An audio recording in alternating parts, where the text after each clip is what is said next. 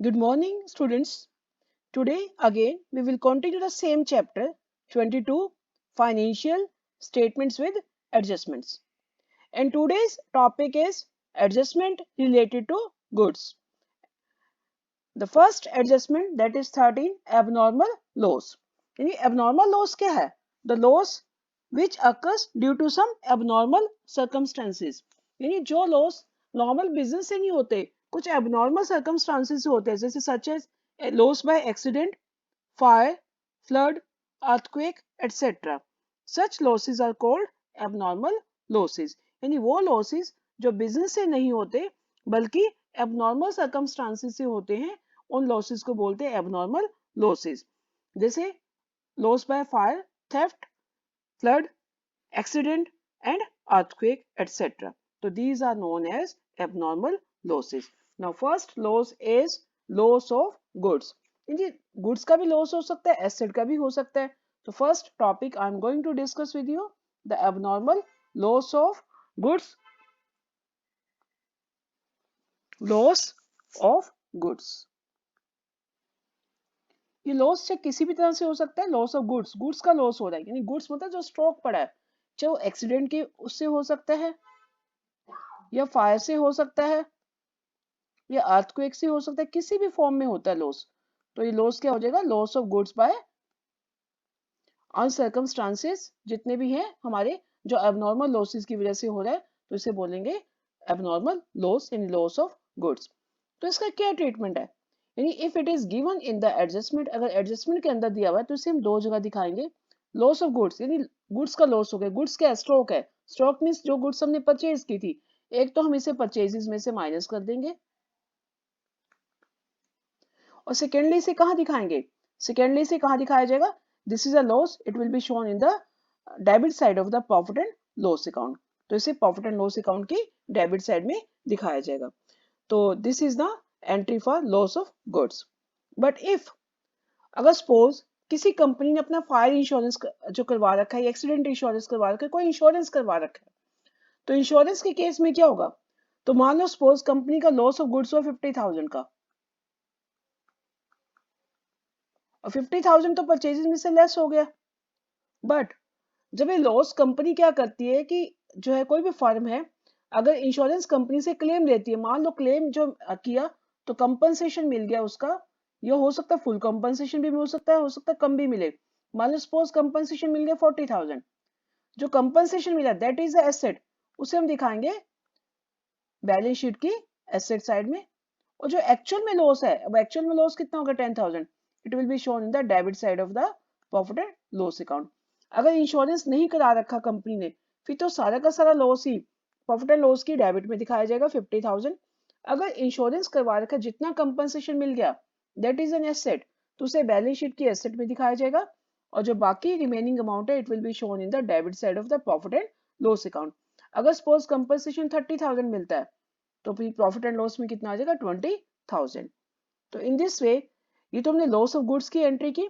तो loss of assets, ऐसा भी हो सकता है कि लॉस ऑफ फिक्स्ड एसेट, यानी जरूरी नहीं कि गुड्स का लॉस हो, लॉस ऑफ एसेट भी हो सकता है. अगर एसेट्स का लॉस हो जाता है, तो एसेट्स का लॉस का मतलब क्या है? एसेट्स का लॉस का मतलब है कि एक बार तो उसे एसेट में से माइनस कर दिया जाएगा बैलेंस शीट की, और दूसरा कहाँ दिखाया जाएगा? प्रॉफिट एंड लॉस की डेबिट साइड में. ये सेम है, बस गुड्स में परचेजेस में से माइनस करना है और एसेट में किस में से माइनस करना है? एसेट में से माइनस करना है. In this way you will pass the entries in the question related to abnormal loss. So now next point is loss of goods by charity. यानी हम ये भी कह सकते हैं charity in the form of goods. यानी goods given away as charity. अगर मान लो गुड्स की चैरिटी दे दी, कुछ फर्म क्या करती है, यानी 14 point is goods given away as charity. यानी फर्म ने क्या किया? गुड्स को चैरिटी की फॉर्म में दे दिया. Charity in the form of goods. तो इस केस में क्या करेंगे? यानी फर्म, कई बार क्या होता है, कुछ फर्म क्या करती है, ये चैरिटी तो हमारे यहाँ हर एक फर्म करती है, ये दान तो देती ही रहती है, चैरिटी करती रहती है. तो कई बार कैश की फॉर्म में चैरिटी ना करके उसे किसकी फॉर्म में की जाती है? गुड्स की फॉर्म में की जाती है. If this point is given in adjustment, तो फिर हम इसे कैसे सोल्व करेंगे? फिर हम एक बार तो क्या करेंगे, परचेजेस में से गुड्स जा रही है फर्म से, तो परचेजेस में से माइनस कर देंगे। दूसरा चैरिटी क्या है, एक्सपेंस है, जो लॉस है तो उसे कहाँ दिखाएंगे, प्रॉफिट एंड लॉस अकाउंट की डेबिट साइड में। If goods given in the form of charity तो it will be return in the debit side of the profit and loss account and subtracted from the purchases, उसे purchases में से minus किया जाएगा। Now 15 point, goods distributed as free sample. अगर free sample दे रही firm goods की form में तो क्या होगा, 15 point, goods distributed as free sample.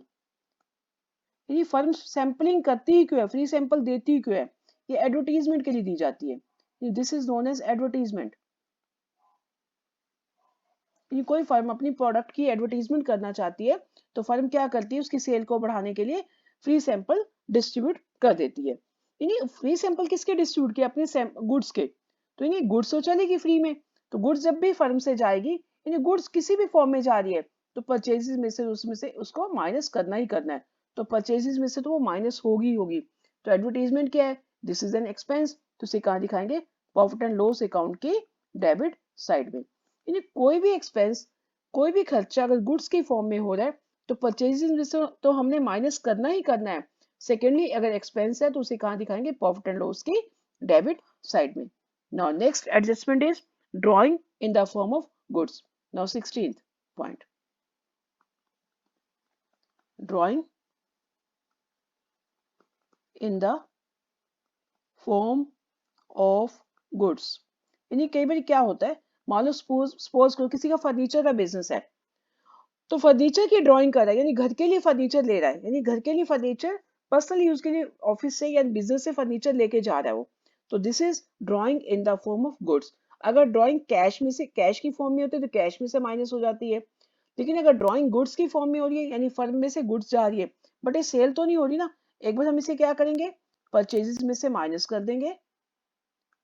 और सेकेंडली कहाँ दिखाएंगे, ड्राइंग है तो ड्राइंग का ट्रीटमेंट क्या होता है, ड्राइंग को बैलेंस शीट की लाइबिलिटी में कैपिटल में से क्या कर देंगे, माइनस ड्राइंग। जब भी drawing in the form of goods है तो एक बार तो इसे परचेजेस में से माइनस करेंगे, सेकेंडली बैलेंस शीट की लाइबिलिटी में कैपिटल में से ड्राइंग को माइनस कर दिया जाएगा। तो these are the adjustment you have to do today. And the next point एक वैसी पॉइंट है, earlier I told you about this point, this is known as implied interest. ये इम्प्लाइड इंटरेस्ट क्या होता है, implied interest, this is the point, implied interest।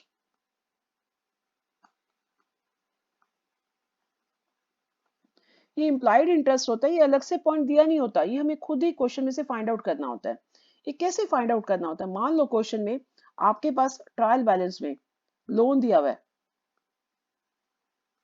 Credit side में loan दिया हुआ है 6% लोन 10,000, क्वेश्चन में गिवन है, तो लोन को कहाँ लिखोगे, loan is written in the liability side of the balance sheet, इसे तो लाइबिलिटी में लिखेंगे हम, बैलेंस शीट की लाइबिलिटी में। बट जो साथ में 6% दिया हुआ है, ये अंडरस्टूड है कि लोन के ऊपर 6% इंटरेस्ट देना ही देना, इंटरेस्ट पेड है, तो यानी this is known as implied interest. तो यानी अपने आप ही हमें क्वेश्चन में देखना है, अगर लोन के साथ या किसी इन्वेस्टमेंट के साथ परसेंटेज एडेड है तो उसका मतलब उसके साथ इंटरेस्ट अपने आप ही देखना है हमें। अगर लोन के साथ परसेंटेज है तो इंटरेस्ट पेड हो गया, अगर इन्वेस्टमेंट के साथ परसेंटेज है तो इंटरेस्ट रिसीव्ड हो गया। यानी अगर लोन के साथ ही परसेंटेज दी हुई 6%, इट मीन्स 10,000 के ऊपर 6% के हिसाब से इंटरेस्ट पे करना है, तो 10,000 के ऊपर 6% कितना बन गया, 6/100, तो कटिंग करिए तो बन जाएगा 600, यानी 600 इंटरेस्ट पे करना ही करना है। अगर क्वेश्चन में इससे रिगार्डिंग कुछ भी नहीं दिया हुआ, इंटरेस्ट के रिगार्डिंग कुछ भी नहीं दे रखा, तो अंडरस्टूड है कि सारा का सारा इंटरेस्ट अभी पे करना है। पे करना मतलब सारा का सारा क्या है, आउटस्टैंडिंग है, तो सारा का सारा क्या मान लिया जाएगा, 600 इंटरेस्ट आउटस्टैंडिंग मान लिया जाएगा। और आउटस्टैंडिंग इंटरेस्ट को हम कहाँ दिखाते हैं, एक बार तो बैलेंस शीट की लाइबिलिटी में दिखाएंगे, अभी सारा का सारा पे करना है तो कहाँ दिखाएंगे, प्रॉफिट एंड लॉस में। अब इंटरेस्ट तो कुछ पहले तो दिया नहीं हुआ, यानी पहले का इंटरेस्ट तो 0 है, तो प्लस कर देंगे आउटस्टैंडिंग इंटरेस्ट। कितना इंटरेस्ट है, 600, तो 600 ही बैलेंस शीट की लाइबिलिटी में दिखा देंगे और 600 ही प्रॉफिट एंड लॉस की डेबिट साइड में। इंटरेस्ट ऑलरेडी 0 है तो उसमें आउटस्टैंडिंग इंटरेस्ट 600 प्लस कर देंगे। बट इफ क्वेश्चन में दिया हुआ है इंटरेस्ट पेड, गिवन है क्वेश्चन में इंटरेस्ट पेड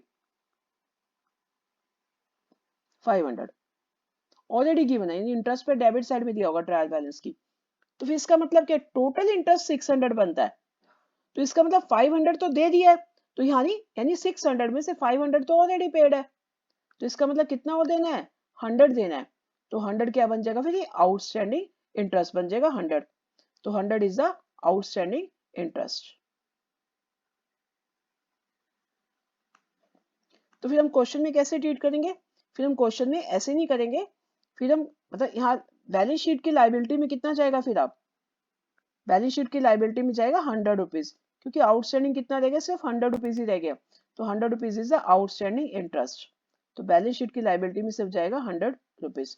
और कहाँ जाएगा बाकी, बाकी जो है फिर हम इंटरेस्ट का ही जो पॉइंट करेंगे, तो ऑलरेडी इंटरेस्ट कितना दिया हुआ है 100, 500 तो पहले ही पेड है, तो फिर आउटस्टैंडिंग कितना बन जाएगा, यानी टोटल 600 बनाना है, तो 100 रुपीज, तो टोटल हमने यहाँ पर प्रॉफिट एंड लॉस की डेबिट में 600 ही लिखना है, तो बैलेंस शीट में लिखेंगे सिर्फ 100 रुपीज। लाइकवाइज इंटरेस्ट रिसीव्ड का ट्रीटमेंट भी आपको ऐसे ही करना है, and today you have to solve practical question 9 and 10 in your fair notebook.